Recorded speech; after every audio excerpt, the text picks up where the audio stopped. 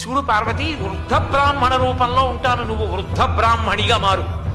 ఇక్కడే ఈ సరోవరంలో ఈ బురదలోని దిగిపోతూ ఉంటాను. అమ్మా అమ్మా ఎవరైనా లాగండి అమ్మా, పెద్దదాన్ని లాగలేకపోతున్నాను, మా ఆయన దిగబడిపోతున్నాను అరు. పరిగెత్తుకొస్తారు. పాపం లేని వాళ్ళు లాగండను.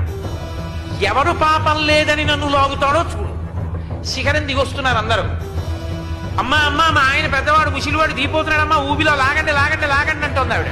ఒక్కొక్కళ్ళు వస్తున్నారు, చేపట్టుకోబోతున్నారు. అమ్మ మీకు పాపం లేకపోతే లాగండి అంది ఆవిడ.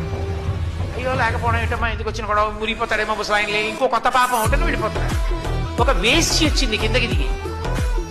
ఆవిడ చేయి పట్టి లాగబోతోంది. పాపం లేకపోతేనే ముట్టుకోమా ఆయన్నది. నాకు లేదు పాపం. వేశ్యవిగా పాపం లేకపోవడం ఏంటి? నీకన్నా పాపాత్మురాలు ఎవరు ఉంటారు? అవునమ్మా, ఇంతకు ముందు ఇక్కడికి రాకముందు పాపాత్మురాల్ని నంది శృంగంలోంచి శ్రీశైల శిఖరం చూశానమ్మా. మోక్షానికి అర్హురాలంటే పాపం లేదు పుణ్యం లేదు నాకు. ఇంకా నాకు పాపం ఏదమ్మా, అందుకు లాగుతానని లాగింది, వెళ్ళిపోయింది మోక్షానికి. అది విశ్వాసం పార్వతి. అది ఉన్నవాడికి ఇస్తానన్నాను, నమ్మకం లేకుండా చూసిన వాడికి ఇస్తానని నేను చెప్పలేదు. ఇస్తానంటే అది నమ్మి చేసిన వాడికి ఇస్తానన్నాను. కాబట్టి నమ్మకం ప్రధానం.